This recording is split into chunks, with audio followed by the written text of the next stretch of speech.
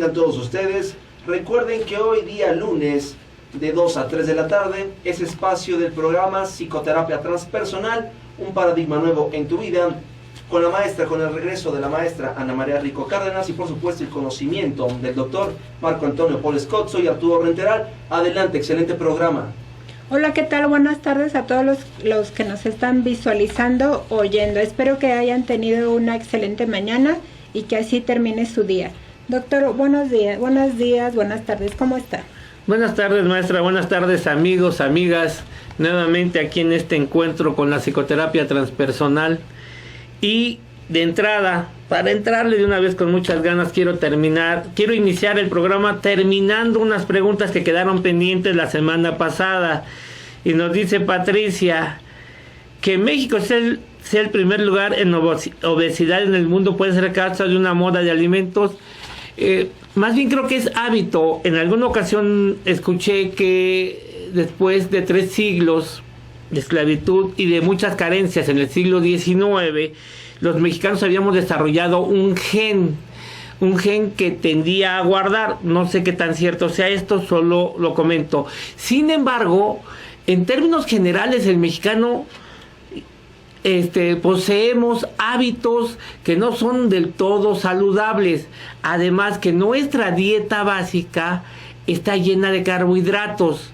De muchas formas, creo yo que no es tanto una moda, sino un conjunto de hábitos y costumbres que tienden a ir pasando de generación en generación, sobre todo con respecto al maíz, recordando que en algunos lugares del mundo se nos conoce como el pueblo del maíz. Aunque hay maíz en casi toda América Latina y casi todos consumen distintos productos derivados del maíz, yo pienso que posiblemente nos llaman el pueblo del maíz porque en México, como en ninguno, el uso es mucho más frecuente y común que en otros, además de la grasa, y tendemos mucho a comer cosas fritas, que no estaría dado tanto por modas, pero sí por hábitos alimenticios. Bueno, pero el maíz por lo regular también lo consumimos, yo creo que en los 3 alimentos. Exactamente. En la mañana en los tamales, a mediodía con la comida acompañar la tortilla y en la noche a lo mejor unos taquitos de suadero, algo por el estilo, y va también de por medio el maíz. Así es. Estábamos, bueno, el día de ayer concluimos el 8º Congreso Internacional de Tanatología y algunos colegas extranjeros que ustedes ya conocen, el doctor Andrés Pereira y el maestro Patricio Arias, me preguntaron qué come un mexicano. Le digo, mira, tenemos mucho y variados alimentos en el país, pero yo les comentaba que cuando yo era estudiante me era común, porque además me era muy rico y muy accesible en precio, echarme un champurrado o un atole con una torta de tamal, y que con eso desde las 7 de la mañana hasta las 2 de la tarde no había ni un problema. El día de ayer los invité a que comieran la guajolota, como la conocemos nosotros, y el atole, y resulta ser que ya eran para las 3 de la tarde y me decían, es que con eso no tenemos nada de hambre. Y le digo, efectivamente, ese es el sentido. Obviamente la cantidad de carbohidratos, de grasas que se incorporan al comer la torta y tomarse el atole es de muy buen tamaño. Entonces, a veces, o bajo condiciones no relacionadas con la moda, pero sí con la economía, consumimos alimentos que son más accesibles por precio, aunque la carga calórica sea muy alta, pero además son alimentos muy ricos y muy sabrosos, como ustedes saben. Me preguntan, ¿eventos como el racismo pueden modificar la moda? Más bien, el racismo se convierte o puede convertirse en algún momento en una moda. Y estoy pensando en el racismo del siglo XIX en los Estados Unidos y las plantaciones. Toda una región, por intereses económicos, toman una forma de regirse donde hay una legislatura para los blancos y una legislatura para los negros.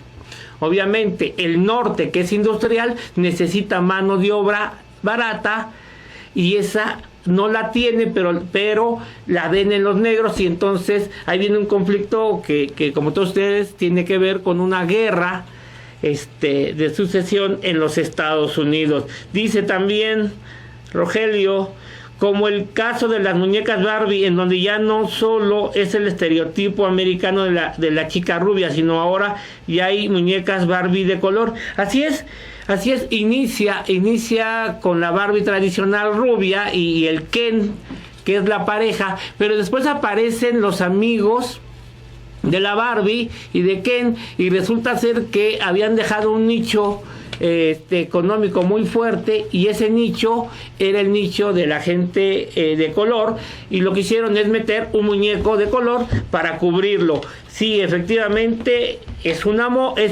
Barbie es una moda. Lo otro no es tanto una moda, sino una cuestión económica. En los años 70 me dice mi papá que lo regañaban porque usaban el cabello largo y que de espaldas parecía mujer. Eso es lo que decían, que parecíamos mujeres. Mira, en los años 70, dependiendo del tipo de cabello, o usabas un afro, y me refiero más o menos alrededor de 1976 hasta iniciados los 80, o usabas la melena. La melena es aquella que se decía que de espaldas se veían como mujeres. No era tan así, pero efectivamente, tanto el afro como la melena son modas. Incluso esta moda del cabello largo, que es mucho más largo de lo común, o sea, baja hasta la espalda, es una moda que en los años 70 pusieron muy en boga los norteamericanos, varios de los grupos norteamericanos, y los jóvenes que en aquellos tiempos nos encauzábamos por el rock, sobre todo aquellos que recordarán que escuchábamos a los Creedence, y que con esa música crecimos, porque la invasión inglesa que había iniciado con los Beatles venía en decadencia, porque los Beatles se separaron, pero teníamos a los Creedence, y obviamente ese sonar de la batería con el bajo, sí, en verdad que estremecía, y sobre todo cuando andábamos ahí en la pachanga, en la fiesta. Claro, había personas que tenían otras modas y que siempre no dejaron de ser cumbiamberos, como decimos hoy en día. Muchas gracias.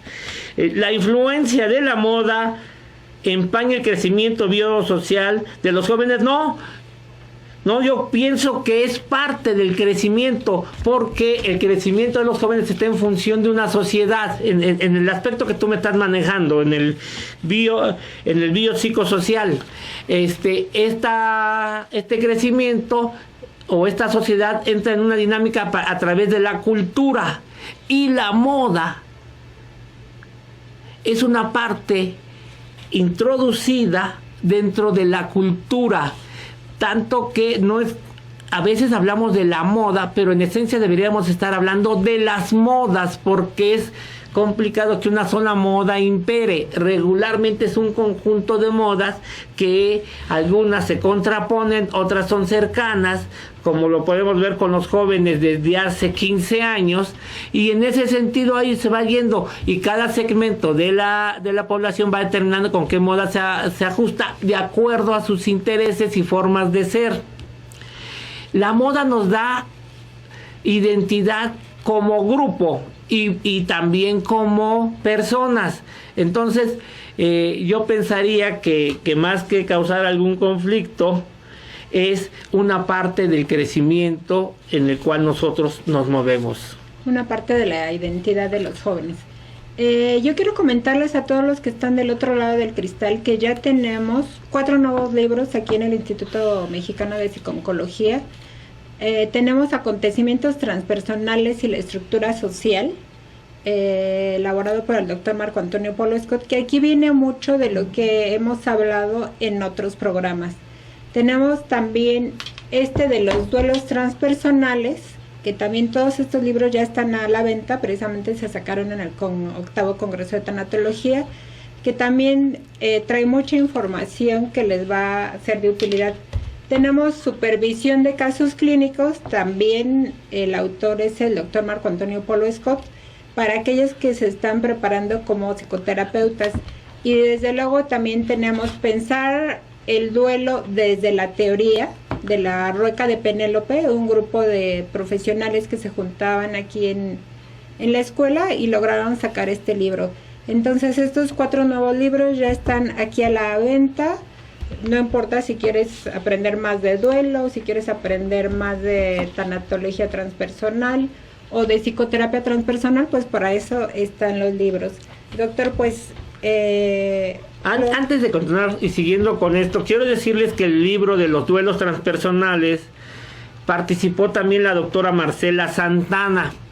Y ella escribe un capítulo muy interesante relacionado a los duelos heredados y que nos dice cómo los duelos van pasando de generación en generación, a veces como duelos y otras veces como acontecimientos no pensados que solo son parte del registro corporal o psicocorporal, pero que de cualquier forma lo que sucedió afecta y afecta mucho. Los otros 2 libros, acontecimientos transpersonales y la estructura social, sí, voy yo solo como autor, igual que la supervisión de casos clínicos. Y una recomendación para aquellos que les gusta analizar el duelo es adquieran el libro Pensar el duelo desde la teoría.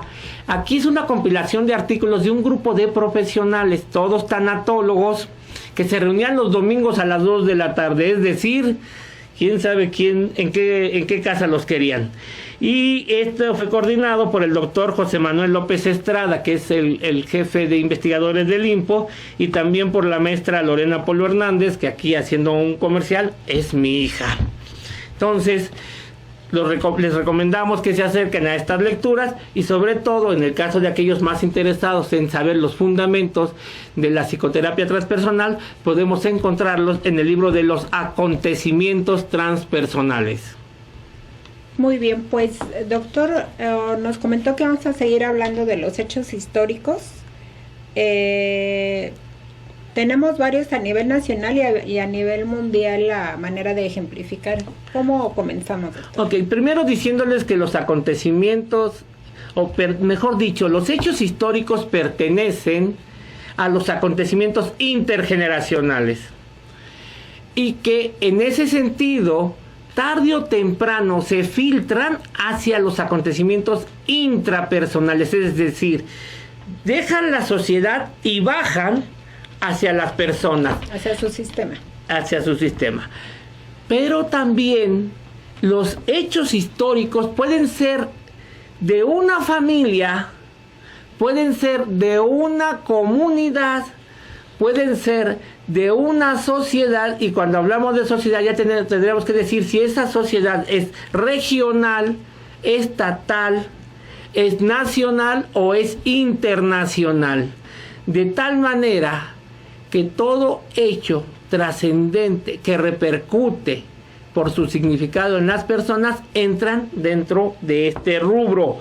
En el caso de nosotros, de los mexicanos, caray, vaya que tenemos hechos históricos y que estos han bajado a nuestra experiencia, a nuestra existencia, a veces de manera lenta, y por eso no nos percibimos, pero a veces de manera muy rápida. Ya habíamos comentado en programas pasados lo del movimiento estudiantil del 68. Sí. Evidentemente, cómo nos ha repercutido hasta el día de hoy. Sin embargo, quiero decirles que cuando en el 69 o 70 se hablaba del movimiento, no se pensaba en los alcances que hoy en día tiene. Es más, no se pensaba que fuese algo a recordar, no como una conmemoración de la fuerza que tiene hoy en día. Porque muchos de los que participaron y organizaron ya estaban presos, algunos habían muerto y otros más estaban en el extranjero. Unos porque se enteraron a tiempo y otros porque recibieron la invitación a recibir un asilo en otro país, de las cuestiones que poco se hablan en el país. y que todo esto que se ha recordado, ya tenemos 48 años que sucedió esto. O sea, se sigue recordando a pesar que ya tiene 48 años que sucedió.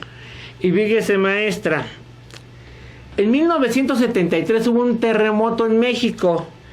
Su repercusión principal se dio en Veracruz, pero poca memoria tenemos, sobre todo porque el terremoto o los sismos del 85 son los que se han llevado los reflectores, principalmente porque sucedieron hacia la Ciudad de México, aunque hubo repercusiones en otros estados en el Pacífico, principalmente, que yo recuerde, en Lázaro Cárdenas, Michoacán. Sin embargo, es posible que haya otras afectaciones del terremoto del 85, de los cuales yo no tenga conocimiento. Pero tenemos los temblores de finales de los 50, incluso era famoso cuando yo era niño que se hablara de la caída del ángel, cuando se cae el ángel de la independencia como consecuencia de unos temblores bastante fuertes. Que resulta que no es ángel, ¿no? Que tiene la figura de femenina. Bueno, eso se sabía, sin embargo, por una costumbre o por algo que yo desconozco, alguien lo define como ángel y así se queda, como el ángel de la independencia, que además, hasta donde recuerdo, es un regalo que nos dan en la conmemoración de nuestra independencia, obviamente, muchos años después, pero seguro que alguien de ustedes sí sabe cómo está esa historia y por favor, cuéntenosla. Háblenos para que podamos a darla a conocer. Ok, aquí nos llegaron del CETI 166, Angélica Duarte, comenta que es un gusto formar parte del IMPO, sobre todo por tener maestros tan preparados. Felicitaciones. Saludos al programa, en especial al doctor Marco, todo un éxito el Congreso, Fátima de Toluca. Sí, tuvimos, gracias Fátima, nos fue muy bien, muy bien, muy evaluado, el Congreso muy bien evaluado, y sobre todo con conferencias, talleres, dinámicas, precongresos muy interesantes. Ahorita todavía, de alguna forma, seguimos en Congreso porque está el curso post-Congreso y hemos tenido un éxito impresionante. Muchas gracias, Fátima. Pues ya después de 8 ya teníamos que darle, porque si no, como que esto no mostraba la experiencia. No es cierto. En todos nuestros congresos hemos tenido muy buen éxito. Sin embargo, hemos ido aprendiendo de aquellas cuestiones que nos han fallado. Doctor, ¿por qué no nos comenta así como uno del extranjero, uno de México, para que también sea más variado esto que estamos comentando? Ok, en primera instancia voy a tocar uno de México que se genera a principios de los años 90 y que tiene que ver con la forma en que se está haciendo política en México. Este acontecimiento vino a mostrarnos el México político que hoy en día prácticamente todos cuestionamos, pero que en ese momento todavía no se hacía con esa fuerza. Y me estoy refiriendo al asesinato de Luis Donaldo Colosio. Y con el asesinato de Luis Donaldo Colosio, una cantidad de mugre que sale a relucir como consecuencia de que los distintos actores empezaron a pelear por la posibilidad de ser ellos los candidatos a la presidencia. Solo que había una cosa: varios de entrada ya estaban descartados porque no podían asumir el cargo de candidatos porque habían estado o estaban todavía en puestos, y de acuerdo a nuestras leyes debieron de haber dejado el puesto 6 meses antes. Obviamente ya teníamos un pleito que se había generado por la decisión de Carlos Salinas de Gortari, entonces presidente, en elegir a Luis Donaldo por encima de Camacho.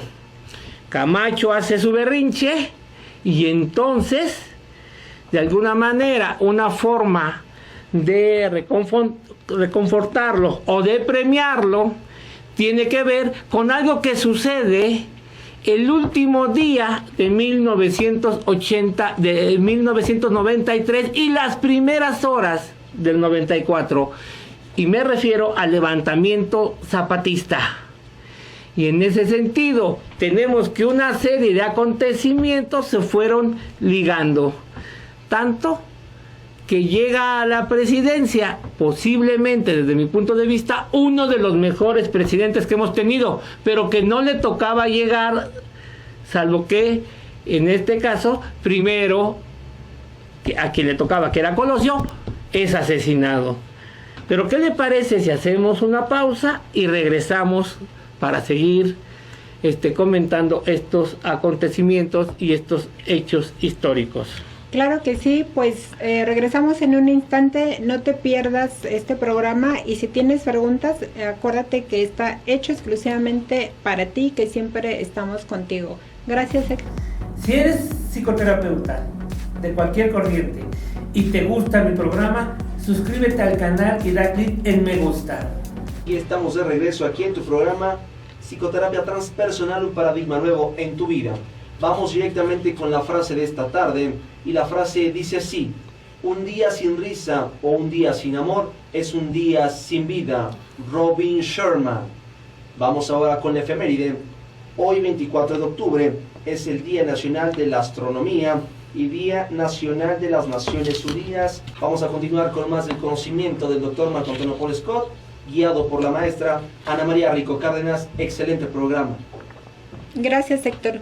Doctor, ¿qué le parece si nos vamos un poco a hablar de lo que ha acontecido en Estados Unidos, nuestro país hermano? Sí. Primero, quiero contestar una pregunta que nos llega, me parece que Omar, que nos dice: entonces la muerte de Colosio dio un giro en la historia de México. Sí, porque se juntó con otros acontecimientos. Primero, antes de la muerte, sale a relucir un movimiento indígena, como ustedes saben, en el sureste mexicano, y aparece un grupo guerrillero que hasta entonces no se había considerado. Aunque México ha tenido grupos guerrilleros desde los años 70, la gran mayoría han sido aplastados por el ejército. Los movimientos guerrilleros de los años 80 fueron muy disimulados y se buscó que no se tuviera conocimiento de ellos. Pero en el 94 aparece este grupo, pero este grupo ya trae una visión diferente e inmediatamente dan a saber y comunican que han tomado y se han levantado en armas. Entonces, ya está el candidato, y el candidato es Luis Donaldo Colosio. Después de su designación por parte de Carlos Salinas de Gortari, Camacho hace berrinche. Posteriormente, estando en la campaña, Colosio hace una especie de reclamación, sobre todo en un discurso allá por el Monumento a la Revolución, en marzo, unos días antes de su asesinato, donde pone énfasis en lo que estaba sucediendo en el país. Días después es asesinado. Camacho, que en ese entonces ya había hecho su berrinche y estaba como comisionado para la paz, y se habían firmado los acuerdos, unos acuerdos de paz, donde se habían hecho concesiones que, por cierto, la mayoría no se cumplieron. Y obviamente, como no se cumplieron, el movimiento zapatista continuó armado, ahora ya focalizado en una región.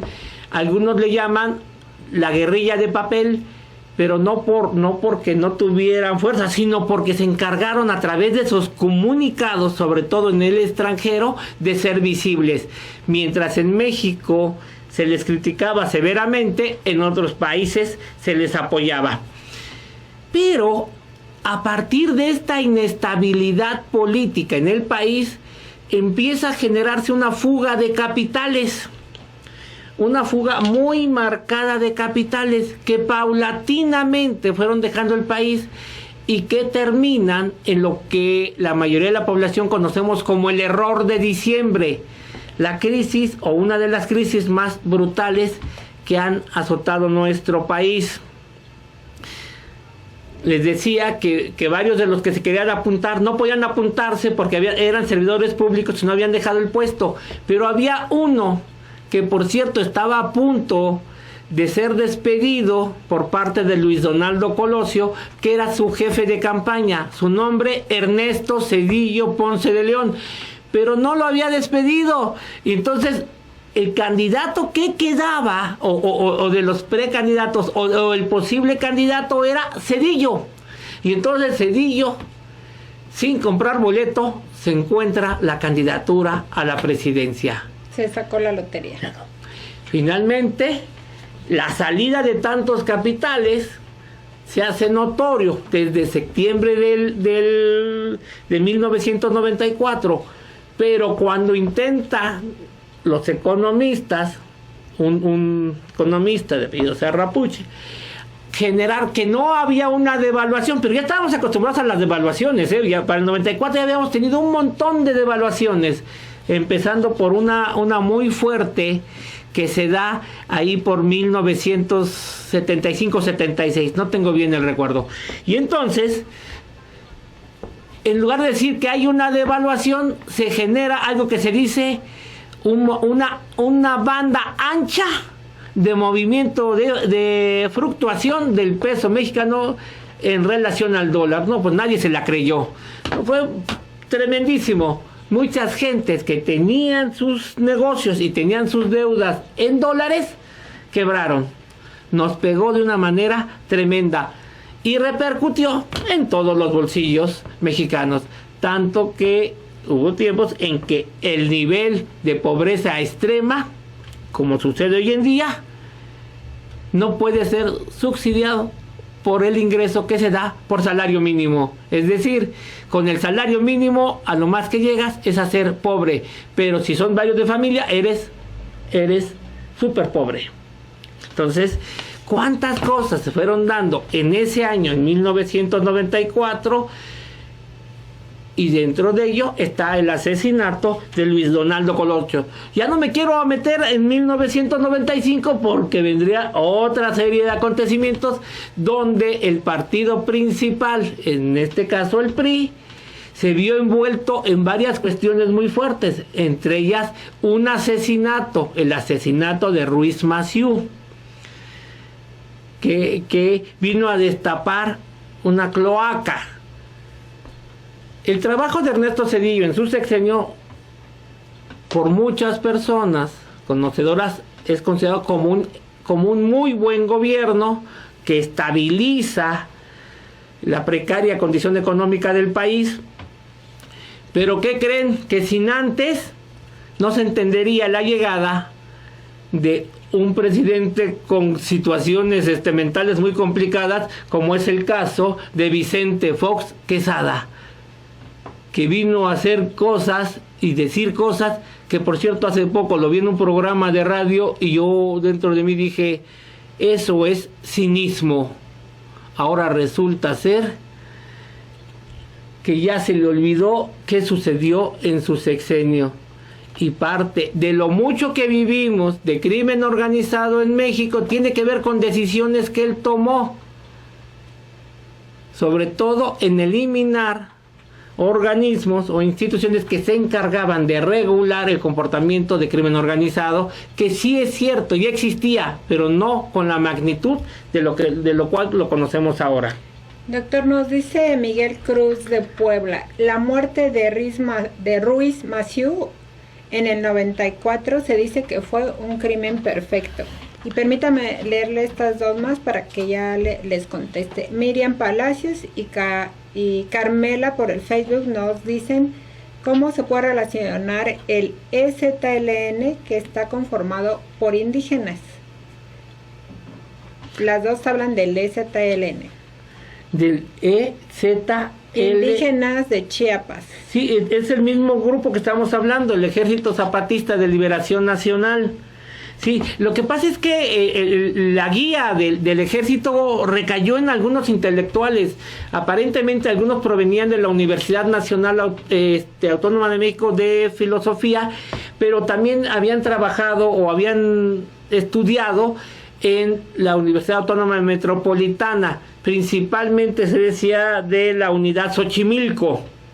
Entonces sí, el movimiento se genera de indígenas, pero la dirección y las estrategias son de intelectuales, tanto que supieron cómo generar la información para que el gobierno mexicano no la pudiera acallar, incluyendo esto de que irrumpen en el escenario político el 1 de enero del 94 con un plan de trabajo bien específico que, de acuerdo a lo que tengo entendido, fue preparado. Ellos se fueron preparando desde finales de los años 80, donde deciden separarse de la población para integrarse estos intelectuales con los indígenas de Chiapas, y a partir de ahí empezar a planear cómo generar las condiciones para ese levantamiento.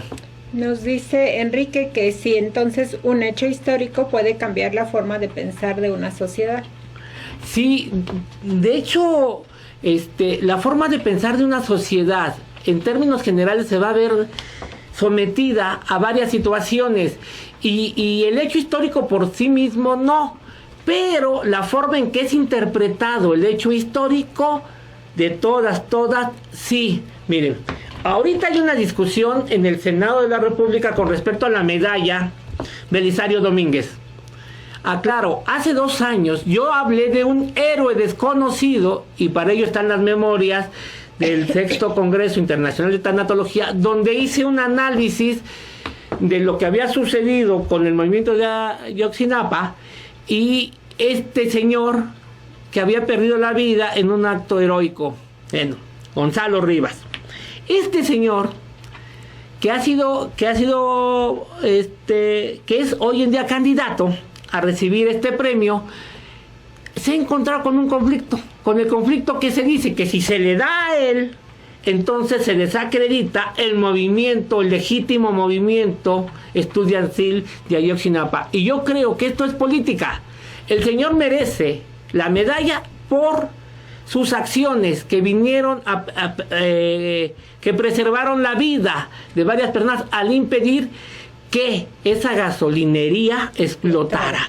¿Por qué esa gasolinería iba a explotar? Porque se negó a darles gasolina a algunos estudiantes, y algunos estudiantes, de manera totalmente inconsciente, le prendieron fuego a la gasolinería.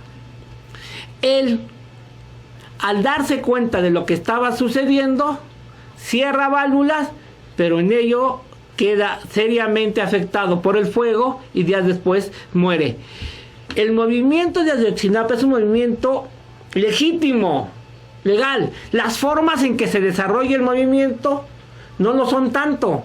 Y yo les diría, ¿qué sucedió con nosotros cuando recibimos la información? Porque además se fue dando paulatinamente hasta llegar al encono. ¿Y qué pasa? Que ya no le queremos al gobierno, y entonces eso genera más conflicto. ¿Qué es el acontecimiento o la percepción del acontecimiento? Y yo diría que entonces el cambio o la modificación del pensamiento está dado por la percepción del acontecimiento, y que por mucho, para el caso de nosotros los mexicanos o para un segmento de la población, difícilmente les podemos creer cuando nos hablan de verdades históricas un día, y después cuando el mismo gobierno pone en duda la verdad histórica. Entonces ese instante limitado depende cómo lo interpreta la gente, es cómo va a cambiar o cómo va a influenciar en su vida. Así es. Esto va a bajar. Muchos pensarán que lo que sucedió, que el asesinato de Luis Donaldo no cuenta. Lo que no saben es de qué forma ha ido bajando, porque tal vez no hay conciencia de cómo nos hemos visto afectados por este acontecimiento. Y yo recuerdo que había mucho miedo en la sociedad, o sea, no solo a nivel familiar cuando veíamos la repetición de cómo se acercó al que le disparó. ¿Aburto? Había como mucha tensión y miedo, pero era generalizado. Por todos lados se hablaba y por mucho tiempo se platicó. Así es. Incluso México tiene la mejor forma de no resolver los asuntos delicados que nos han acontecido. Y la mejor forma es formar una comisión. En aquel tiempo se formó la famosa Comisión de la Verdad. Incluso hubo ahí una teoría con respecto a un complot y no recuerdo el término que se ocupó, pero se hablaba así como de una especie de videojuego que se hizo, que al final de cuentas resultó que no se llegó a nada y que entonces sí fue Aburto el que fue el único responsable de esto. Había la broma, para que se den cuenta de cómo funcionamos para algunas cosas los mexicanos. Se hizo la broma, que puede ser que para entonces era repetida, aunque a algunos les puede causar conflicto, que decían que cuando se acercó a Aburto, Luis Donaldo Colosio dijo: ¿eres tú, Carlos? Y se referían a que detrás de esto pudo haber estado Carlos Salinas de Gortari, cosa que yo totalmente no creo. Yo creo que aquí la situación es otra, pero que hoy en día, a la fecha, lo único que tenemos claro es que Mario Aburto, por medio de un tiro, mata a Luis Donaldo Colosio, aunque se hablan de 2 disparos y hay toda una serie de cosas que, por cierto, les digo que las comisiones se encargan aquí de complicar todo. Entonces es lo que está establecido. Nos dice Irma que sí hay clasificaciones en los acontecimientos históricos. Sí, se pueden clasificar. Sí, yo les diría que yendo de abajo hacia arriba iríamos con los acontecimientos históricos familiares, luego los de la comunidad, luego pensaríamos en los de los regionales, que sería como la primera parte de la sociedad. Después ya vienen los nacionales, que son los que más se manejan, y finalmente los internacionales. Por ejemplo, un internacional, las Torres Gemelas. Las Torres Gemelas. Hoy en día, para cualquiera que tome un avión, el efecto de lo que pasó el 11 de septiembre del 2001 es evidente. Si usted va a un aeropuerto o si usted va a pasar de un país a otro, sobre todo si piensa ir a Estados Unidos, la vigilancia, la supervisión inició a partir de lo que sucede 11 de septiembre del 2001 con cuando se estrellan esos 2 aviones en las Torres Gemelas y el avión que cae sobre la Casa Blanca, recordando que hay otro avión que se precipita sobre un bosque, me parece, o a un lado de un bosque. Y también yo recuerdo, en esa ocasión yo estaba en el trabajo, y en el trabajo pues se corrió inmediatamente la noticia, prendieron una televisión, y al menos yo en ese momento no lo podía creer. Yo pensaba que era pues como una serie, un juego o algo, y yo tengo familiares en Estados Unidos, también inmediatamente pensé en todo lo que podría suscitarse y pasarle a todos mis seres queridos que están allá. Sí, es un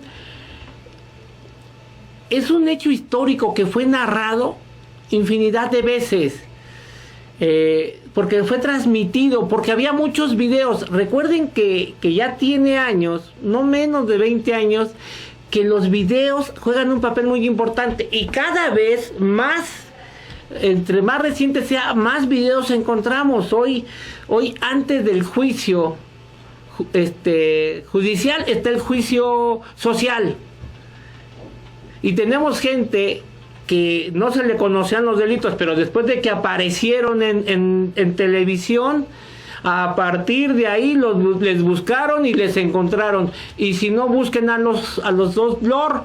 Uno, el Lord Ferrari, que acaban de encontrar, que ya después resultó ser que prestaba, que cobraba por conseguir préstamos y cosas por el estilo, y el otro, uno del Estado de México, que incluso el gobernador del Estado de México dijo, antes de que lo juzgaran los tribunales, que él se iba a encargar de que no saliera de la cárcel. Pero eran tipos que si tenían acciones ilegales, no fueron destapados por la acción ilegal, sino fueron destapados por lo que hicieron. En este caso, en uno, el Ferrari, el guardaespaldas, cuando agrede al conductor, y en el otro caso, cuando agreden a un policía federal. Pero lo más importante, los filmaron. El juicio social hoy en día pesa mucho más que el juicio legal o jurídico. Este es el caso de las Torres Gemelas. ¿Quién no ha visto cómo se estrella el primer avión y posteriormente el segundo? Y la alerta que se da y el las pánico imágenes generalizado, y de hecho paralizó a todo Estados Unidos. Sí, claro, porque además por algunas horas, si no es que por un día, no se permitió que ningún avión estuviera en el aire, y Estados Unidos depende mucho del movimiento de pasajeros a través, la población, a través de los aviones. Ahí es muy fácil volar de un extremo a otro sin ninguna bronca, como el caso de México por los costos y el poder adquisitivo de México. Entonces, los paralizó. Se pararon las escuelas también, hubo compras de pánico en los supermercados, se esperaba, por ejemplo, un ataque en una universidad de Texas. Y la especulación creció mucho. Ahora, ¿qué nos demostró también esto? Lo que sucede cuando entra en juego el rumor. Desde entonces, así con mucha fuerza, somos testigos de lo que hace el rumor con respecto a los movimientos terroristas o el accionar de los terroristas. Si alguien piensa que no ha sido afectado por lo que le sucedió a Estados Unidos, les aseguro que tendríamos que tener en cuenta muchos elementos para que puedan descubrir cómo nos ha afectado. Y les digo, uno de lo primero es el aeropuerto, pero también las oficinas gubernamentales y las vigilancias que ha habido y la forma de acceder. También se volvieron más estrictos a la hora de conceder las visas americanas. Para pasar a Estados Unidos. Sí, por algunos periodos y sobre todo algunos segmentos de la población. Hace no mucho un amigo me comentaba que venía de visita un familiar que venía de Siria y lo detuvieron a este señor de Siria, lo detuvieron más de 8 horas para investigarlo, para saber qué hacía en México, por el temor de que pudiese ser un posible miembro de algún grupo terrorista. Doctor, y yo creo que también en la sociedad americana, cuando sucede un nuevo atentado, inmediatamente se les ha de conectar aquel hecho de las Torres Gemelas, y pues responden con miedo, con tristeza, con llanto, no sé, infinidad de emociones, porque recuerdan aquello que realmente sí pasó, aunque ahora los ataques terroristas han sido de manera, no tan impactante. Claro, recuerden, lo que se conecta junto, se dispara junto. Existe un acontecimiento de un señor con un cuchillo en un centro comercial en los Estados Unidos e inmediatamente se prende la alerta. Y el costo de esto es mucho más de lo que llega a suceder. O sea, ya la predisposición que existe por lo que hemos conectado de los acontecimientos o de la forma en que han actuado los terroristas en distintos países, lo tenemos tan conectado que bajo el elemento mínimo, entonces se dispara una gran psicosis. Y hace poquito me acabo de enterar que un señor que se quería ganar unos pesos pintado de payaso me parece que en Colima o Nayarit, no lo recuerdo bien, se para ahí en la esquina de un crucero y le ponen una buena zapatiza.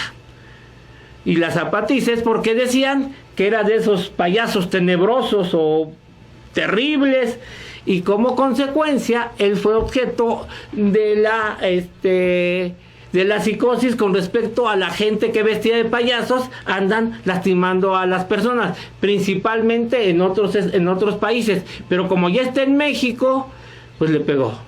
a este le fue como feria, y cuando le preguntaron, pero ¿por qué estabas pintado de payaso? Dice, pues porque iba a hacer ahí truquitos en el semáforo.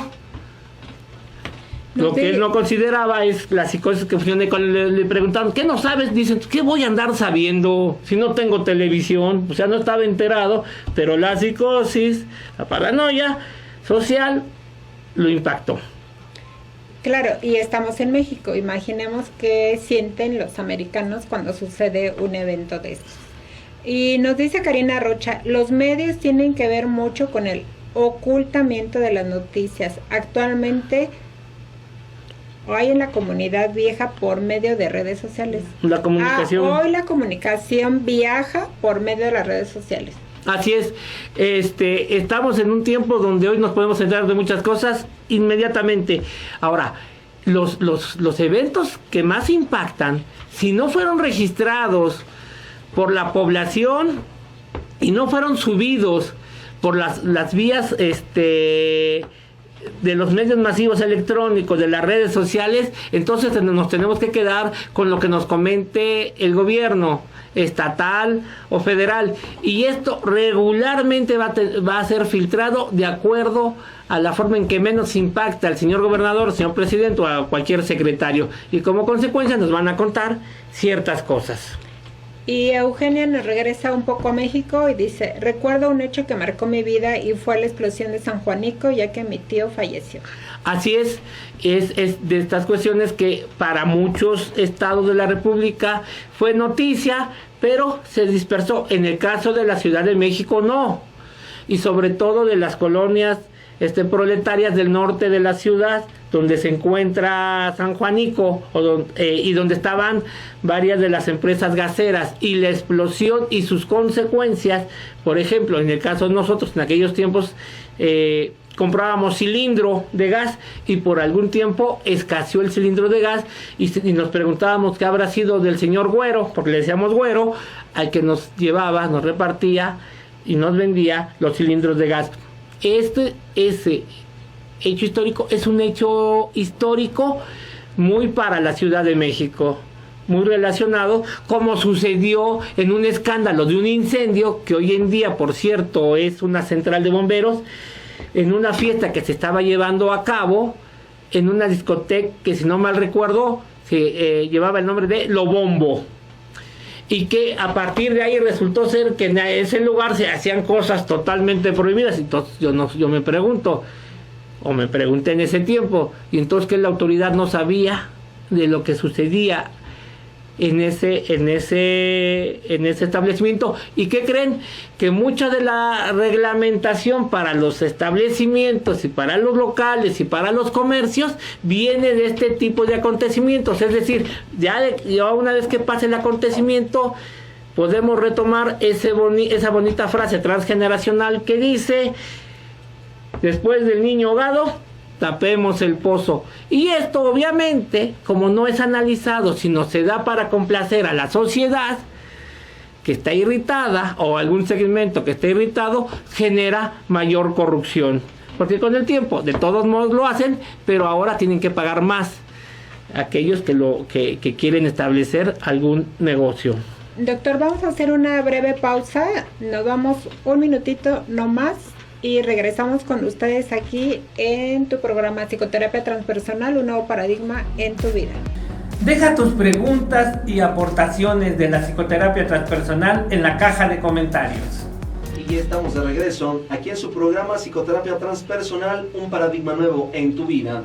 Recordarles que si ustedes escriben en la internet www.radioinfo.com.mx, en cualquiera de las plataformas pueden visualizarnos, podrán escucharnos, siempre con el sello de Radio Info del Instituto Mexicano de Psico-Oncología. Vamos a regresar para el cierre con los profesionales. Adelante. Doctor, por favor, tiene un cuestionamiento. Sí, nos llegó de Marisela Quiroga, de YouTube. Otro acontecimiento fueron las elecciones en México en 1988, cuando nos dicen que se cayó el sistema en el IFE y queda electo presidente Carlos Salinas. Efectivamente,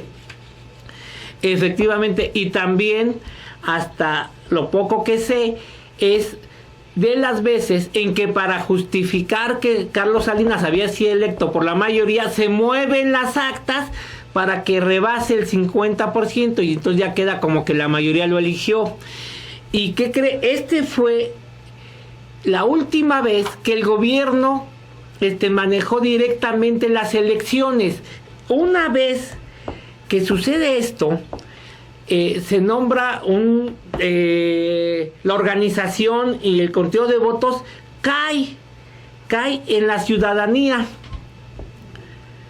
como consecuencia de mucho de lo que sucedió en ese 88 y las presiones de lo que había sucedido con Cuauhtémoc Cárdenas y con Cloutier por el lado del PAN.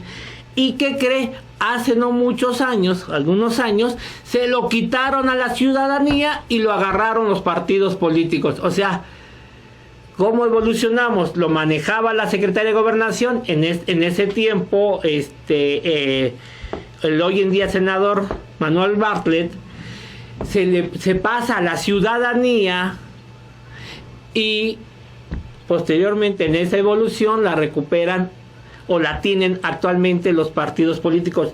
Y es muy cierto, porque fue de las primeras manifestaciones donde socialmente existió un repudio por la forma en que se manejaban las elecciones, tanto que en determinado momento, cuando empezaron a llegar el conteo de las actas en la noche, resulta ser que Cuauhtémoc Cárdenas va ganando. Por ahí alguien ve una pantalla y ve que Cuauhtémoc Cárdenas se está llevando la presidencia de la República, y entonces se habla de que el entonces secretario de Gobernación, Manuel Bartlett, hace que el sistema se caiga, y entonces empieza toda una operación política de fraude para darle el triunfo a Carlos Salinas de Gortari. Y quiero decirle que eso solo no hubiese sido posible si no es por la opinión del entonces presidente de la República, Miguel de la Madrid Hurtado. Posiblemente fue de los, en lo que se refiere al conteo de votos, el último gran robo con respecto a los votos. Porque ¿qué cree? Que hoy en día los partidos políticos, sobre todo algunos, que no quiero decir PRI, PAN, PRD, se volvieron expertos y ahora ya no tienen bronca con los votos porque los compran antes. Y si no, cada vez que revisemos una elección vamos a encontrar infinidad de acusaciones que van desde aquel que regaló bultos de cemento, láminas, como sucede en los estados, hasta aquel que dio las tarjetas, en este caso las muy famosas tarjetas Money, y todo lo que dilapan. Y que, por cierto, como ese dinero se invierte y que viene de afuera, porque no es parte del presupuesto con el que cuentan los partidos políticos y menos los candidatos, quien puso ese dinero después va a querer recuperarlo, pero con sus respectivas ganancias, y obviamente fomentan más la corrupción. Doctor Mayuli Mendoza, ¿cuál fue la finalidad del muro de Berlín? Dividir las Alemanias. Había dos sistemas políticos encontrados del lado y dos potencias de por medio. De un lado Estados Unidos, del otro lado la Unión Soviética, y entonces sus sistemas políticos totalmente diferenciados hicieron que, como había fuga de los alemanes del este, la Unión Soviética decide construir un muro para que los habitantes de este fragmento de Alemania no se salieran, si no se iban a quedar solos, porque del otro lado estaban mucho mejor las cosas. Ahora, recuerde que Alemania fue dividida como consecuencia de la Segunda Guerra Mundial, o de la Gran Guerra, que significa que es la unión de la Primera y la Segunda Guerra Mundial como una gran guerra, con un espacio de paz para volverse a rearmar. Entonces, con esta división se forman dos Alemanias. Originalmente no existía un muro, después pusieron un murito y después se dieron cuenta que se escapaban por ese murito y entonces pusieron otro muro. Como se dieron cuenta que se seguían escapando, entonces ya construyeron el otro muro, el que nosotros llegamos a conocer, y que de alguna forma vimos como algunas personas con unos martillos estaban intentándolo derribar, aunque pues estuvo bien complicado que lo derribaran porque estaba muy muy bien construido, y mejor pues la onda era que pasaran a través de las puertas ya existentes, que muchas de ellas son puentes que unían una región con otra. Y que sí, por supuesto para aquella sociedad fue muy impactante este muro. Sí, sobre todo para los alemanes del este, porque vivían bajo una economía planificada y dirigida por la Unión Soviética. Y quedaron familias también separadas. Por muchos años, muchos años, los que lograron pasar al otro lado pudieron tener, al menos en el discurso, un mejor estilo de vida, y había mejor comunicación y mayor libertad. Los del este se rigieron todo este tiempo por la economía planificada y por lo que determinaba la Unión Soviética. Doctor, entonces podríamos decir que para el paciente es importante hacer consciente todo eso que le afectó del mundo que lo rodea para poderse reconciliar con todo esto. Si no para reconciliarse, sí para saber cómo está conectado y qué genera en su vida esas conexiones, a lo cual nosotros llamamos disparos. Entender los acontecimientos intergeneracionales es entender la sociedad, y nosotros, los seres humanos, las personas, somos seres en sociedad. Somos parte de una sociedad que puede ir desde lo simple, que es el sistema familiar, hasta lo complejo, que es toda una nación o un conjunto de naciones. Ellos son parte de nosotros y nosotros somos parte de ellos. Pues doctor, no me queda más que agradecerle una vez más que nos vierta tanto conocimiento aquí en tu programa Psicoterapia Transpersonal.